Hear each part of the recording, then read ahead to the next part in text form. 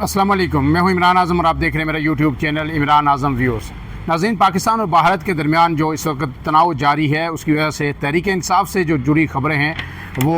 नज़रों से ओझल हो रही हैं और उनको वो ज़्यादा इंपॉर्टेंस नहीं मिल रही। और एक ये फ़ितरी अमर भी है क्योंकि इस वक्त जो सूरत है उसमें ज़्यादा से ज़्यादा बात जो पाक भारत तनाव है उसी पे होनी चाहिए। लेकिन दो आम ख़बरें हैं वो आपके सामने रखूँगा। दोनों बहुत ही अहम हैं लेकिन मुख्तसर ख़बरें हैं, इसलिए आपके सामने रख देता हूँ कि आज की जो डेवलपमेंट्स हैं वो क्या हैं और इनके मुस्तक़बिल करीब में क्या असरात हो सकते हैं। पहली ख़बर तो ये है कि पाकिस्तान तहरीक इंसाफ की जो अहम रहनुमा है सनम जावेद और उनके शोहर को आज एक मरतबा फिर गिरफ़्तार कर लिया गया है। आपको पता है कि सनम जावेद तवील अरसे तक जेल में रही हैं लेकिन आज उन्हें एक मरतबा फिर गिरफ़्तार कर लिया गया है। जो अब तक की रिपोर्ट है उसके मुताबिक जो है पुलिस ने दोनों मियाँ बीवी को गिरफ़्तार करके नामालूम मुकाम पर मुंतकिल कर दिया है और दोनों को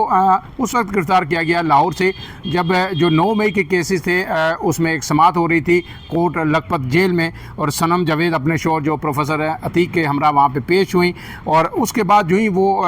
पेशी के बाद जो है कोर्ट लखपत जेल से बाहर निकली तो उन्हें गिरफ़्तार कर लिया गया और उसके बाद नामालूम मकाम पर मुंतकिल कर दिया गया है। अब जिस वक्त मैं आपसे ये बात कर रहा हूँ तो अब तक उनकी रिहाई की कोई इतला नहीं आई कि उन्हें आखिर के रिहा कर दिया गया या वक्ती तौर पर हिरासत में लिया गया था या उनके ख़िलाफ़ कोई नए चार्जेस फ्रेम किए गए हैं, क्योंकि रिहाई के बाद भी मुसलसल जो है सनम जावेद बोलती रही हैं और पीटीआई के हक़ में ट्वीट्स करती रही हैं, अदारों पे हुकूमत पे तनकीद करती रही हैं। आया कोई नए उनके मुकदमात बनाए गए हैं या किसी पुराने मुकदमे में ही उनको गिरफ़्तार किया गया है, ये अभी तक ये तय होना बाकी है। इसके साथ जो दूसरी आम खबर है वो ये है कि अलीमा खान जो आपको पता है कि तवील अरसे से इस कोशिश में है कि इमरान खान से मुलाकात की जाए, वो मुलाकात नहीं हो रही। इसके हवाले से मुख्तलिफ आ रहा है, कोई कह रहा है कि जी हुकूमत नहीं मिलने दे रही, कोई कह रहा है इस्टेब्लिशमेंट नहीं मिलने दे रही, कोई कह रहा है जी इमरान खान जो है उनसे मिलना नहीं चाहते।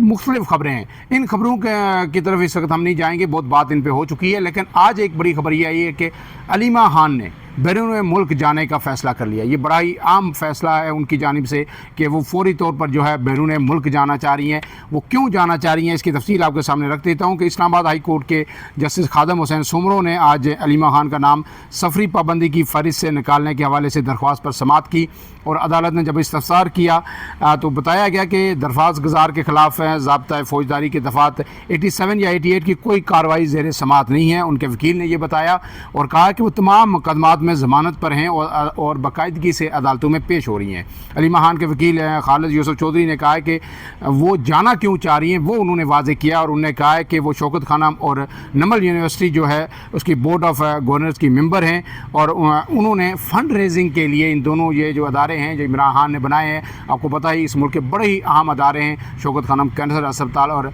नमल यूनिवर्सिटी, तो उनकी फ़ंड रेजिंग के लिए वो बरतानिया जाना चाह रही हैं और सिर्फ इस बुनियाद पर उन्हें रोका जा रहा है या उनका नाम दरख्वास्त में जो ECL में शामिल किया गया है क्योंकि वो साबिक़ वज़ीर-ए-आज़म इमरान खान की बहन है। लिहाजा वकील खालिद यूसुफ चौधरी ने इस्तदा की कि अदालती सफरी पाबंदी पर नाम शामिल करने का हुक्म अदालत कलअदम करा दे। इस पर अदालत ने उनकी दरख्वास्त पर सेक्रेटरी दाखिला, FIA और DG इमिग्रेशन समेत तमाम फ़रीक़ैन से जवाब तलब करते हुए मज़ीद समाअत जो है 5 मई तक मुलतवी कर दी है। अब 5 मई को ये तय होना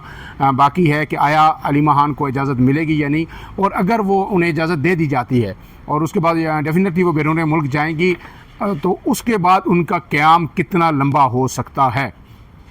अगर जो है ये क़याम लंबा होता है वो तवील अरसे तक वापस नहीं आती तो फिर ये किस्सा तो जो अडेला जेल के बाहर, क्योंकि अलीमा खान के अलावा जो नौरीन खान और उज़मा खान उन्हें तो बार बार इजाज़त दी गई इमरान खान से मिलने की, सिर्फ इन्हें ये इजाज़त नहीं मिल रही थी। तो गोया जो एक इरिटेंट है ये ख़त्म हो जाएगा तो फिर इसके बाद अगर जो भी जो इस्टेब्लिशमेंट की ख्वाहिश पे वो नहीं मिल रही थी या इमरान खान की ख्वाहिश पे नहीं मिल रही थी वो ख़त्म हो जाएगी और फिर शायद जो मुज़ाकरात जो कहा जा रहा है कि हो रहे हैं और वो जो है शायद तेज़ी से आगे बढ़े। इसके साथ साथ एक और सिक्योरिटी से रिलेटेड एक छोटी सी खबर है लेकिन बड़ी अहम खबर है। जो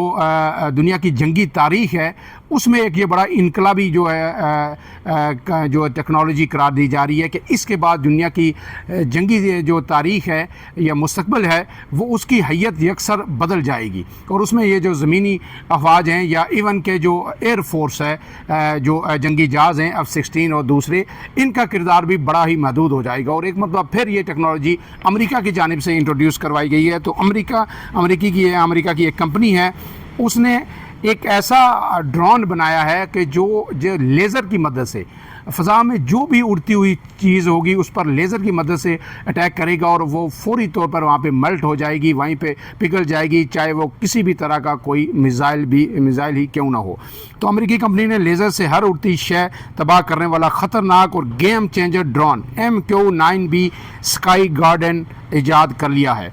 300 किलोवाट एनर्जी रखने वाली लेज़र शॉ हर किस्म के तैयारे, मिसाइल और ड्रोन को पिघला देगी। अब यह कोई भी त्यारा जो है, चाहे जंगी त्यारा है वो, या कोई भी ड्रोन हो या कोई भी मिसाइल हो, ये इसकी लेज़र अटैक से या लेज़र जो शॉ है उससे ये वहीं फ़ज़ा में पिघल जाएगा। दिफाई माहिरीन का कहना है कि मुस्तकबिल की जंगों का ये इनकलाबी हथियार जल्द अमरीकी फ़ौज का हिस्सा बनकर अस्करी टेक्नोलॉजी और जंगी हिकमत अमली में इनकलाब ला सकता है। और ये जो ड्रोन है MQ-9B ड्रोन, ये 40,000 फुट की बुलंदी पर मसलसल 40 घंटे तक परवाज़ कर सकता है। अब ये देखना यह है कितने जल्दी ये अमरीकी जो